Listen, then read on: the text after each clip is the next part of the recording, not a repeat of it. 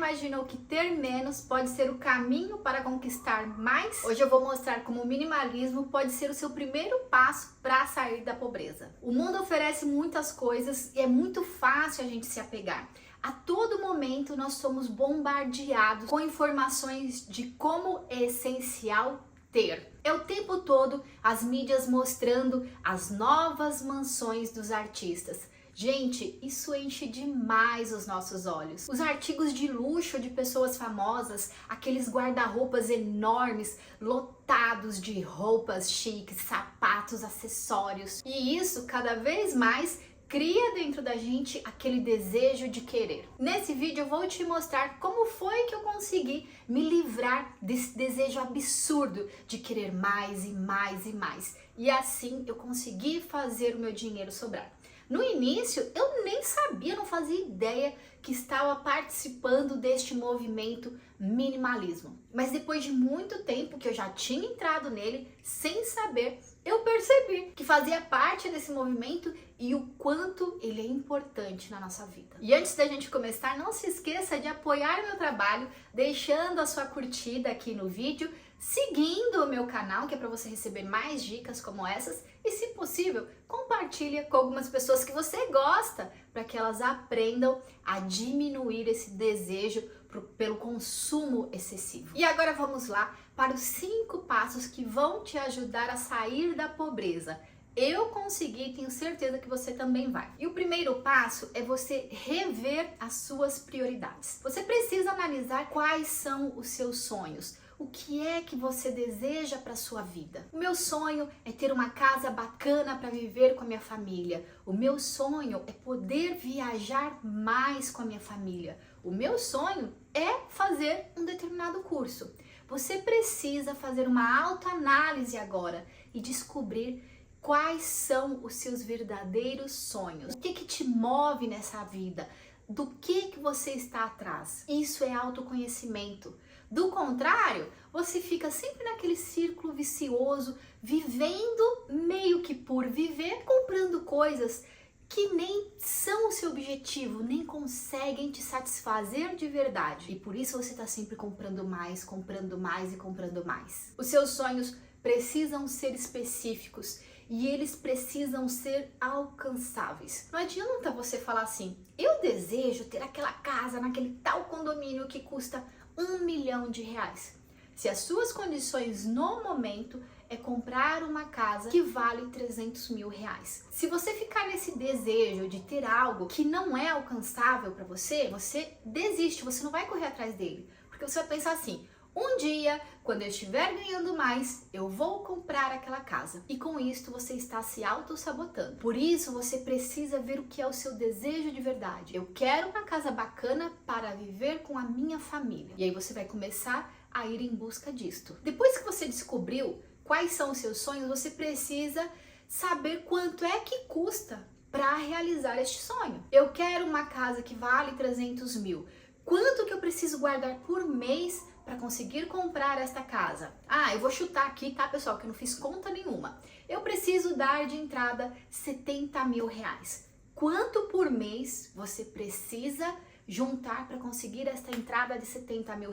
E depois, quanto que vai custar, né, se você for parcelar, se você for financiar a tua casa? Quanto que irá custar as parcelas? Que é para você saber se elas vão caber no teu bolso, se elas vão caber no bolso da tua família. É assim que você começa a correr atrás dos seus sonhos e batalhar por eles. Só depois que você conseguir definir isso, quais são os seus sonhos de verdade, quanto que custam e quanto que você precisa guardar todos os meses para alcançar os seus sonhos, que você vai conseguir se perguntar, toda vez que tiver o desejo de comprar alguma coisa, eu quero comprar uma blusinha nova, uma bolsa nova, um sapato novo, você vai passear no shopping, ver aquele monte de oferta na sua frente e você deseja aquilo. Quando você se deparar com essas coisas, você vai olhar para o preço e vai se perguntar, eu realmente preciso disso? Ou esses R$100 que eu pretendo gastar neste momento, eu posso guardar para a realização dos meus sonhos e da minha família? E isso nos leva ao segundo passo, cortar os supérfluos sem medo nenhum. Depois que a gente consegue definir quais são os nossos sonhos, que a gente consegue precificar eles e saber que realmente cabe no nosso bolso. Ah, se eu economizar R$300 por mês, eu vou conseguir alcançar este sonho que eu tenho. Você vai conseguir cortar os supérfluos. Por quê? Guardar R$300 por mês para a realização de um sonho é possível. Se eu economizar neste sapato de R$100, já vai para minha economia. Se eu economizar nessa pizza aqui que eu quero comer no fim de semana, eu já consigo colocar lá neste dinheiro que eu estou separando para os meus sonhos. Você percebe que não custa tanto realizar os seus sonhos e com aquelas pequenas economias você consegue conquistar o que você tanto deseja. Esses pequenos gastos, eles são vazamentos constantes do nosso dinheiro e a gente nem percebe. Então, essa comidinha de fim de semana, uma assinatura de televisão que você nem utiliza muito, tudo isso, se você juntar no fim do mês, dá um montante bastante expressivo. E se você verificar a soma de tudo isso no final do ano, daria para pagar pela realização dos seus sonhos. Terceiro passo, você precisa organizar as suas finanças. Quem quer sair da pobreza precisa saber exatamente quanto que ganha e exatamente quanto que pode gastar. Você ganha R$3.000 por mês e todos os meses você está gastando R$3.000. Você está ali, ó, empatando as suas contas sempre. E isso daí entra naquela famosa frase da corrida dos ratos. Você trabalha para ganhar o dinheiro, aí você ganhou dinheiro, você paga as suas contas e aí você fica sem dinheiro, volta a trabalhar para pagar as contas e para ficar sem dinheiro. E esse ciclo você vai repetindo todos os meses e todos os anos da sua vida, sem que você perceba. Enquanto você não parar para se organizar e ver que isto não está certo, você vai continuar vivendo este ciclo. Então pare, anota aí num caderno mesmo quanto é que você ganha, quanto é que você está gastando por mês. Você vai ter um trabalhinho aí, porque você precisa anotar quanto é que você gasta no mercado, quanto é que você gasta na rua, quando você sai para trabalhar, quando você sai para ir para a faculdade, quanto é que você gasta de fim de semana. Neste momento você vai precisar anotar tudo. Anotou tudo, você vai conseguir verificar onde é que você está gastando. Olha, eu não tinha percebido que todo fim de semana a gente pede pizza. Somente aí você vai conseguir perceber onde o seu dinheiro está indo. E então vai conseguir começar a cortar os gastos. Às vezes parece que é exagero, mas eu fiz isso no início da minha vida e nossa, depois que eu fiz isso, consegui cortar muita coisa. Hoje, aqui em casa não entra mais refrigerante, fast food não entra mais. A gente pede pizza vez ou outra, mas olha, eu nem lembro qual foi a última vez que eu pedi uma pizza. Já deve estar completando uns 2 meses. E não é simplesmente pela questão de economizar. É que de tanto fazer isso lá no início para economizar, a gente se acostumou a esta vida e hoje a gente não sente falta. Chega o fim de semana, a gente não precisa pedir uma pizza. A gente cozinha tudo o que quer aqui em casa.